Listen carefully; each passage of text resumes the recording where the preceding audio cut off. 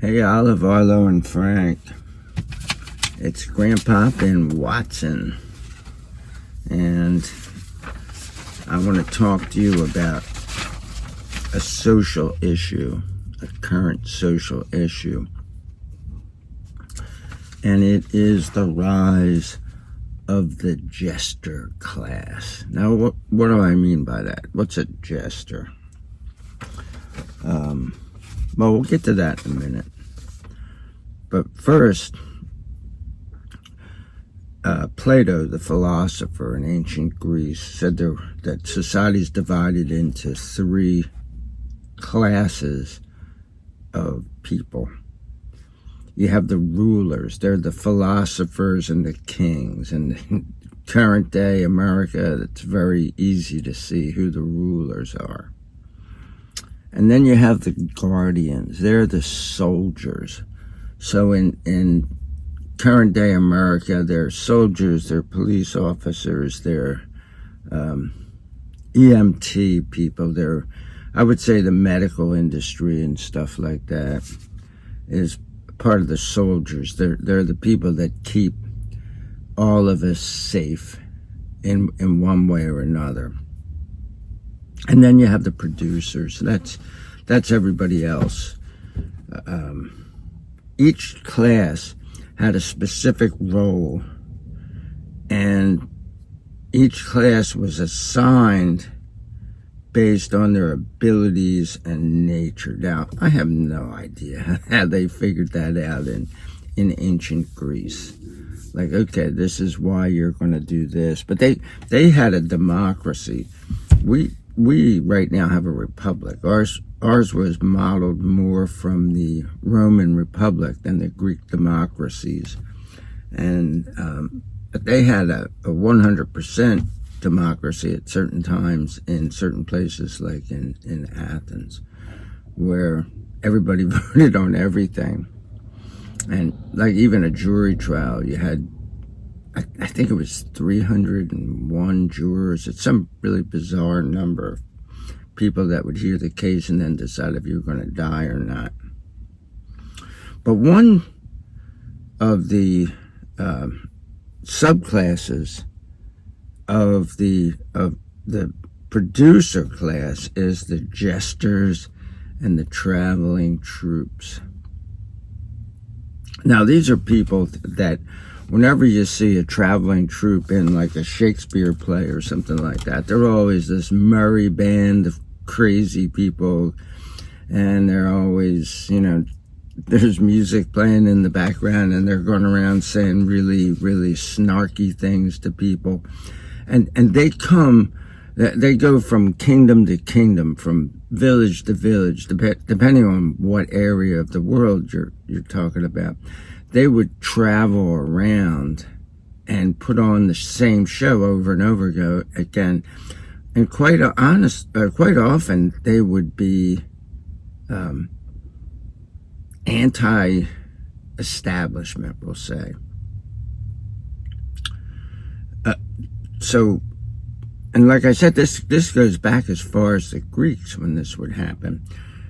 It was in-your-face entertainment. Now, when they would come into a kingdom, the king was the person who would invite them in and I guess pay them and stuff like that. And so a lot of times they were putting on these edgy anti-establishment plays to the establishment. But the thing is that they could always say, well, hey, this is fiction and it's just a joke. This is just a play and it's a joke. They took this seriously. Like in the Middle Ages, they used to have this thing in Europe. I call it Upside Down Day. I forget what they called it, but it was, I think on Fat Tuesday, Mardi Gras, right before Ash Wednesday and Lent, they would turn the world upside down. They would have like the town fool would become the mayor of the town. They even had, like, some of the popes had some crazy person come in and be the pope for the day. And it was all like, ah, ha, ha, ha, ha. at the same time, it showed that there were people who could speak truth to power. And that's very, very, very important. You need to have a release valve. So in Shakespeare, he would use the fool. The king quite often would have a fool. Now, depending on what movie it was. In Richard III, I don't think he had a fool. But in King Lear, the king's going out of his mind. And one of the things he does as he's going out of his mind, and you're seeing this in real time, you're seeing him lose his faculties in real time. And he has a fool. And so what he's done is he's given away his kingdom to two of his daughters, and then he's cursed the third daughter, and everything's starting to fall around him. His life has turned to crap. And he has a discussion with the fool. And now this fool, keep this in mind, he can tell him things that if anybody else told him, he would have them killed. But not the fool. So let's jump into this a little bit. So the fool says, "Sirrah, sir, I'll teach thee a speech." And Lear says, "Do." The fool says, "Mark it, nuncle." So listen to this and memorize it and know this and be able to say this speech. Because when you teach somebody a speech, they should be able to turn around and repeat it back to you. "Have more than thou showest. Speak less than thou knowest. Lend less than thou owest. Ride more than thou goest. Learn more than thou trowest." So learn more than you try to teach other people. "Set less than thou throwest. Leave thy drink and thy whore, and keep in a door.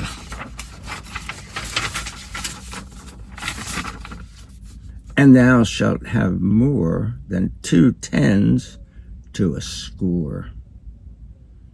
And so 2 tens and a score, they're the same thing. They're 20. And this guy named Kent, who's one of the advisors there, "This is nothing, fool." The fool says, "Then 'tis the breath of an unfeed lawyer."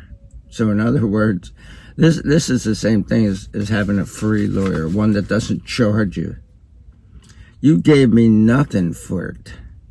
Can you make no use of nothing, nuncle?" And Lear says, "Why no, boy, nothing can be made of nothing." I think that's a Stevie Wonder song. And the fool says to Kent, not to Lear, "Prithee tell him so much the rent of his land comes to. He will not believe a fool." So he's saying, listen, you're one of the court advisors. You tell him how much the rent is coming in from your land, how much the servant class, the working class is paying you in rent on your lands.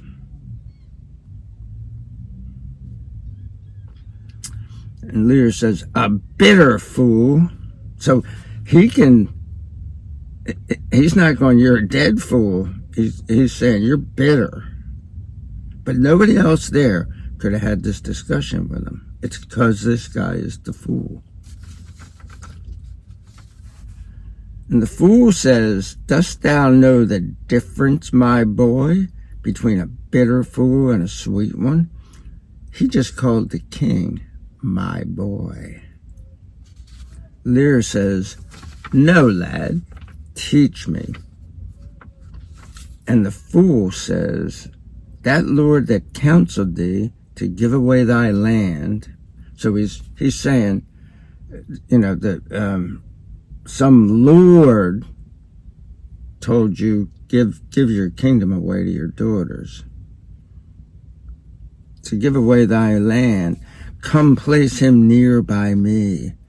Do thou for him stand. The sweet and bitter fool will presently appear, the one in the one in motley here, the other found out there. And Lear says, dost thou call me a fool, boy? And the fool says, any other titles thou hast given away, that thou wast born with. So everything that you've had, you're the king, you're, the protectorate, he's probably the duke of this, and, all these different attributes that have been given to him. He's given them away. All thy other titles thou hast given away that thou wast born with. So you've given everything else away. So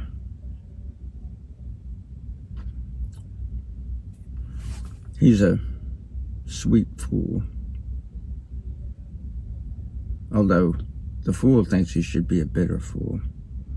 So they can cut through things like cognitive dissonance and confirmation bias because, well, it's just a joke, sire. And this, coming into more current days in the United States, has turned into a whole class of people who are comedians, but they talk about politics.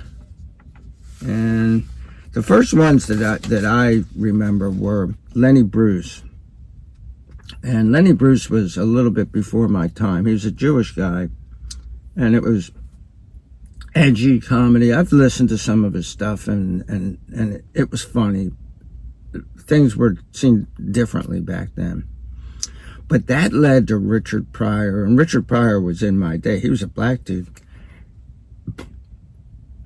who talked about real life, especially like real life in his community. And then the third one is George Carlin, who was full out anti-establishment, making fun of government, making fun of the way we do things. But all three of those guys attacked the establishment in one way or another. And today, if you go to comedy shows, there's actually too much politics in them today, a lot of times.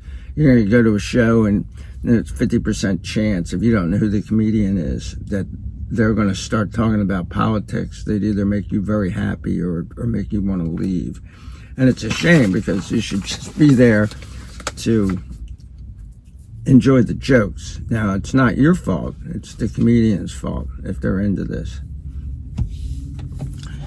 While all this stuff was going on in stand-up comedy world, we also had TV talk shows, and they go back to before I was born in 1953. I'm sure that the original, which was Jack Parr, that he was on before I was born. I could be wrong about that, but when I was a little kid, that guy was on TV. And then he turned into Johnny Carson, or led to Johnny Carson, who was a late night guy.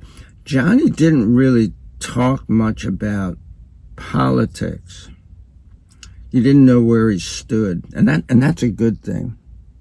But he did kind of edgy jokes, and he would have the latest greatest comedians on and stuff like that. And then that led to Jay Leno. And Jay was another guy that tried not to let you know who he was voting for and stuff like that, but you could kind of tell. And then that led to David Letterman. And as this is going on, these guys are all comedians. They have a show, a long format show. And so a little bit at a time, it starts to either evolve or devolve into talking about politics. but it's the same thing. They're jesters. It's like, well, it's a joke, nuncle, sire. You have to laugh. You can't cut my head off. It's a joke. But by the time we get to Jon Stewart, and then the Jimmys, Jimmy Fallon, I forget them all. Some of them are actually getting fired right now, some of the Jimmys. And then Conan O'Brien and John Oliver, Stephen Colbert. And these are people that would be very, very political. And now there's one on Fox News called Gutfeld. And that's, when you tune into Gutfeld, you're going to see right-wing rhetoric in a comedic format. If you tune into Jon Stewart, it's going to be left-wing rhetoric. But it's going to be based on his ideology. So it's not like any of these bring up the opposite point of view. So they're making their point, and they're alienating half their fan base, their potential fan base, by doing that. But it's what they believe they're supposed to do, and it's been very successful. One of the most successful wasn't even on television; it was on radio, and that was Howard Stern, who is now supposedly, I don't know if he's getting fired or let go. So we've always had that in modern America. And now it's evolved into podcasting. So you have people like Joe Rogan and Theo Vaughn. Joe Rogan was a progressive Democrat who voted for Bernie Sanders, the most progressive guy in the Senate. But in the last election, he voted for Trump. So we got to watch Joe Rogan go from being a progressive to being let's call him a moderate Republican. And Theo Vaughn, I don't know what his politics are. But on the left, you have Bill Maher, Jimmy Dore, people who are actively left-wing, and they'll make fun of both sides. All four are comedians. All four had very successful comedy careers before they got into podcasting, so they were naturals at it. And a lot of people pick up their news by watching this, and a lot of the news that I pick up is through watching these jesters get up there and expound the virtues of one side or the other comedically, because it is easier to hear stuff comedically, just like King Lear didn't kill his fool. We're not going to kill Joe Rogan or Bill Maher, depending on what side of the aisle you like. I watch podcasts by both of them and enjoy it. I don't agree with them 100%. Now, also, in the background, we have people in power who are entertainers, like Ronald Reagan. He was a movie star. Wasn't a big-time movie star. He actually did a movie with a monkey one time. I forget what that movie was called. When I was a kid, he was the host of the Borak's 20 Mule Team hour. It was some like cowboy drama every week that he was on, and they would show this Conestoga wagon being dragged by 20 mules going across the desert, and he'd be standing there. I think he was dressed as a cowboy, introducing that. He turned out to be the president, and he could tell a good joke. He's the guy that I learned the joke about that I taught your dad, Arlo. I taught him this joke when he was a little kid. This guy's driving down the road. He's a salesman down this rural road. This three-legged chicken goes whew, and zips past him. It turns and goes up this long driveway to a farmhouse. So he goes, I gotta check this out. He turns in the driveway and he goes up. He sees a farmer there and he goes, oh, listen, I just saw the craziest thing. I had a three-legged chicken out there. It was going about 60 miles an hour past me and came up here. And the guy goes, oh, yeah, that's my chicken. He goes, that's your chicken? He says, yeah. So how do you get a chicken with 3 legs? He says, oh, I breed them that way. He says, you breed them that way? He says, yeah. Why do you breed them that way? He goes, well, simple. I like chicken legs, my wife likes chicken legs, and my son likes chicken legs. The guy goes, oh, that's a genius idea. How do they taste? He says, don't know. I never caught one. So I don't think Reagan did it with a country accent. And then you have our current president, Donald Trump, who was a reality TV star. He had this show called The Apprentice. He used to do all kinds of crazy stunts at wrestling matches, and he's funny, whether you like him or not. He's a funny dude. Like, he was talking about this friend of his. He said he's a very fat man, and he didn't say the guy's name, but I'm sure that everybody around Trump knew exactly who he was talking to. And he goes, he's a very fat man, and he buys this drug to make him skinny, and it cost him $1,800 here, and when he got to London, it was $35, and he called me and he complained, tell me, oh, I got to pay $1,800, and it's only $35, and Trump said, well, the first thing I told him was, well, it's not working.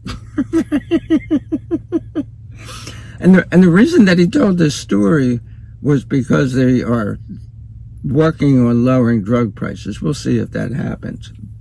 So even now, like, it's not like Reagan and Trump are fools or they're comedians. That's just part of their background. So hopefully the fools that are trying to tell them the truth, speaking truth to power, they're more amenable to that. Now, if the jesters are the protagonists in this drama, who are their antagonists? Who's against them? Telling truth to power. Well, the intellectual and business classes right now, because they're thick as thieves. They have their hands in every pot. They want to get the most money for doing the least work. Don't we all?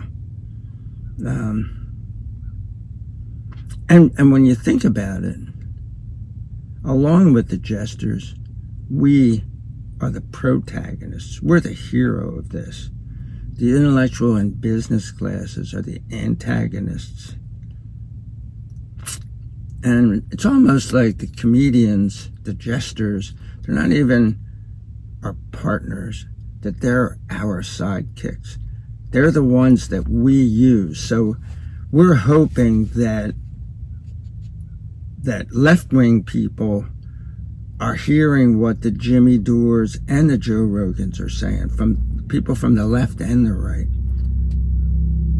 And we're hoping the same thing for the right-wingers, that they're listening to this and they're going, oh yeah, I guess I am the a-hole in this, and I should listen to truth when somebody tries to tell me it. But we'll see if that happens. I don't know. Peace out.